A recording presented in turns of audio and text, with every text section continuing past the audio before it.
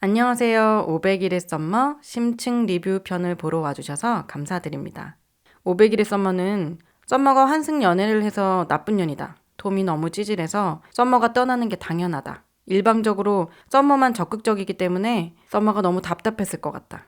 로맨스 장르 영화로는 갑론을박이 가장 많은 영화 중에 하나입니다. 오늘 저는 이 영화 논란의 종지부를 찍을 수 있도록 아주 냉철한 분석을 해보도록 하겠습니다. 리뷰를 보기 전에 영화를 아직 보지 않았거나 줄거리가 잘 생각나지 않는 분들은 줄거리 편을 보고 리뷰를 보면 이해가 더 쉬울 거예요. 이곳은 이 영화에서 가장 중요한 장소입니다. 썸머가 결혼 전에 톰과 함께 데이트를 하며 톰의 꿈에 대해서 얘기를 나눴던 특별한 장소입니다. 썸머가 결혼하고 나서 톰과 다시 재회하는 장소이기도 하죠. Thought I might see you here. 썸머가 저렇게 말하길래 저는 제일 먼저 이런 생각이 들었어요. 아니, 왜? 너 유부녀잖아. 썸머는 이런 특별한 장소에 굳이 톰을 만날 수도 있다는 걸 알면서 깨가 쏟아져도 모자랄 신혼인데 도대체 왜? 심지어 만날 것 같았다는 말까지 하면서 이곳을 찾은 걸까요?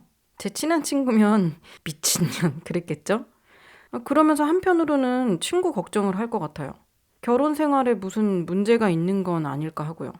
썸머는 남편이 운명의 상대였던 것 같다며 웃기도 하지만 묘한 표정을 짓는다던가 뭔가 여운이 남는 행동을 계속해요.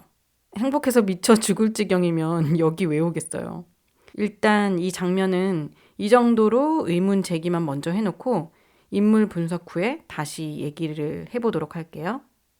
톰은 수줍음이 많고 소심하고 조심스러워요. 썸머한테 첫눈에 반하지만 도도할 것 같아서 시작도 안 하고 마음을 접어요.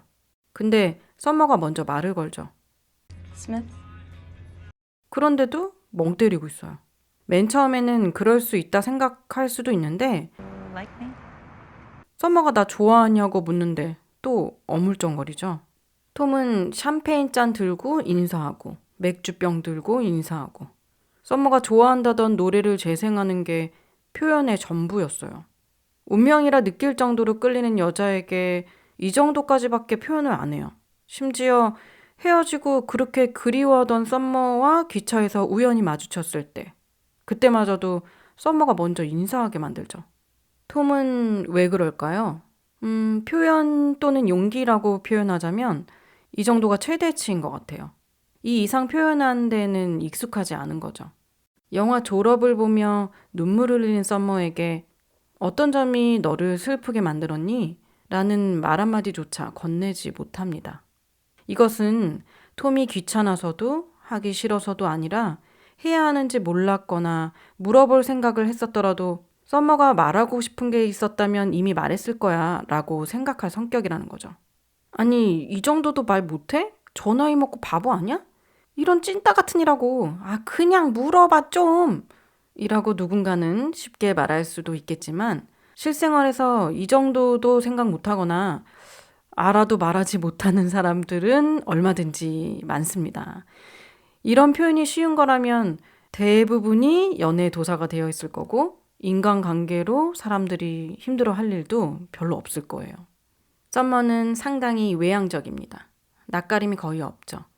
톰과는 정반대되는 성격이죠.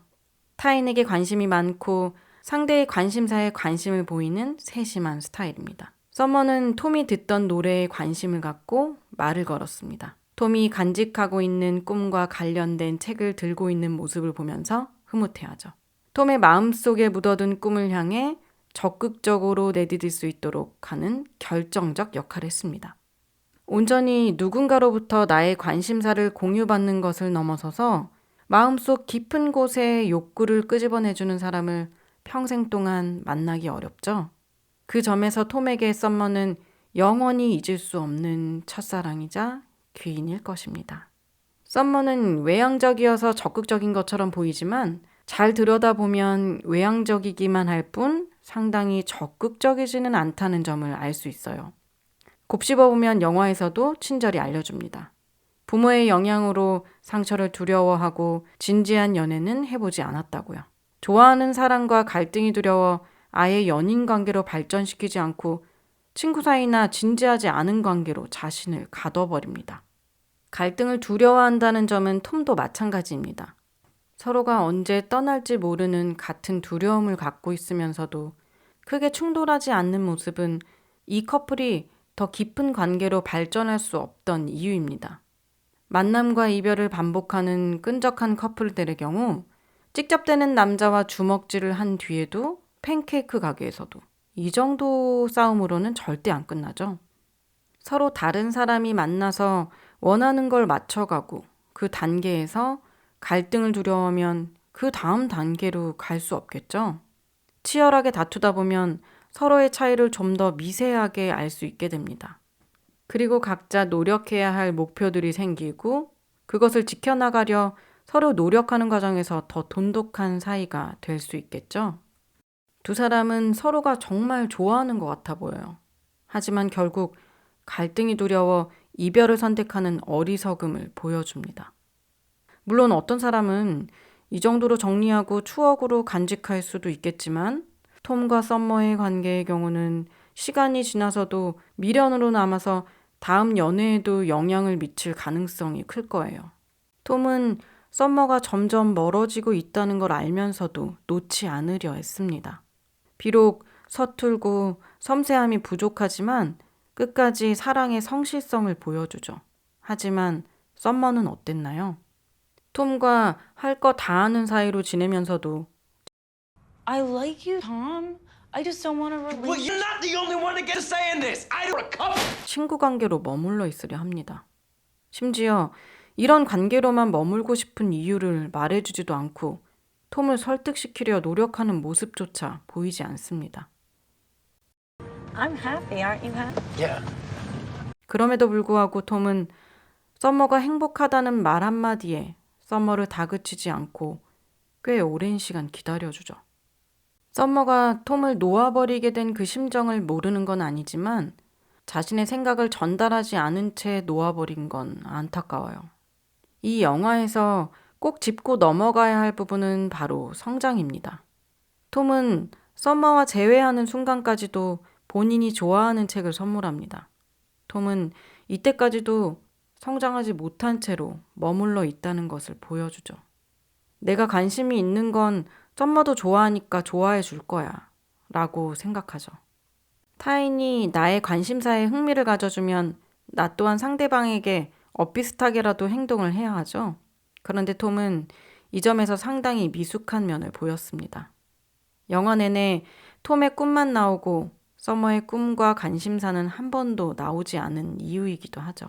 썸머와 헤어지고 톰은 고통의 시간을 보내고 외로움의 시간을 견디고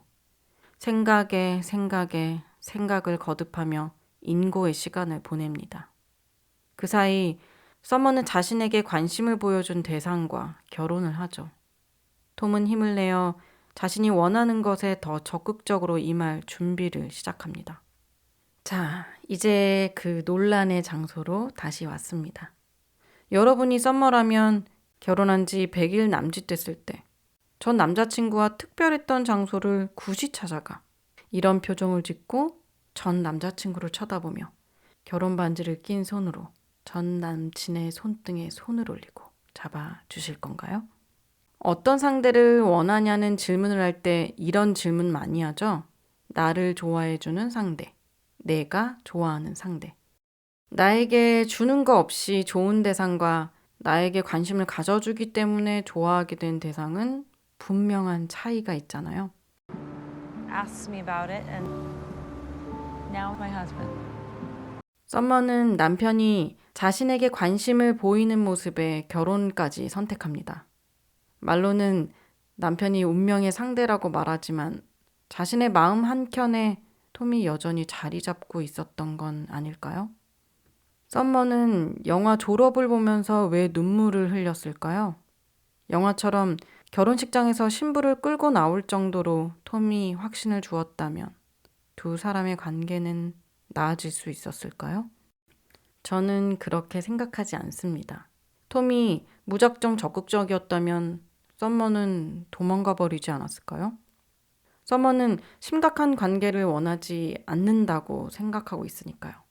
게다가 세심함을 갖추지 않은 톰이 적극적이기만 했다면 오히려 예의 없는 사람으로 보였을 게 뻔합니다.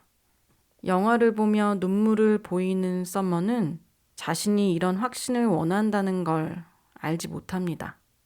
그렇기 때문에 너는 내가 너에게 관심을 가져주는 것만큼 나에게 왜 관심을 가져주지 않는 거야? 나에게 확신을 줬으면 좋겠어. 네가 나를 조금 더 리드해 줄 수는 없을까? 이런 요구를 단 한 번도 하지 않은 거겠죠.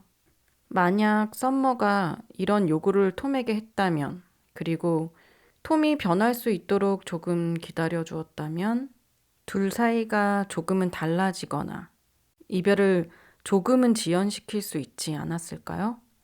물론 사람에 따라서 자신이 원하는 걸 알고 있더라도 상대방이 먼저 알아주길 바라거나 자존심이 상해서 얘기를 안 하는 경우도 많긴 하죠.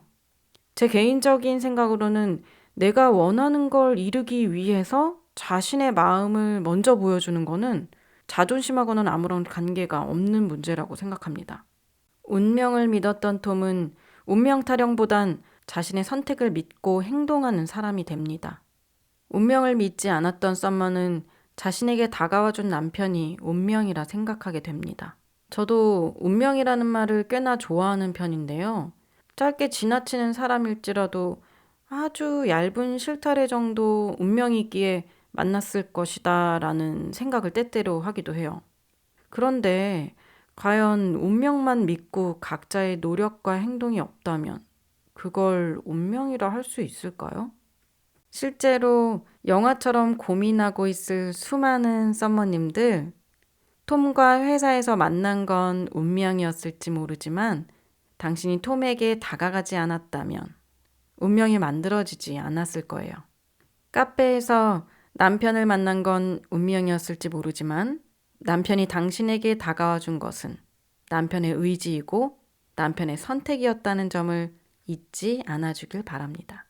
부디 썸머님들은 서로의 부족한 점, 원하는 점을 명확하게 알고 잘 채워나갈 수 있는 썸머님들이 되길 바랄게요.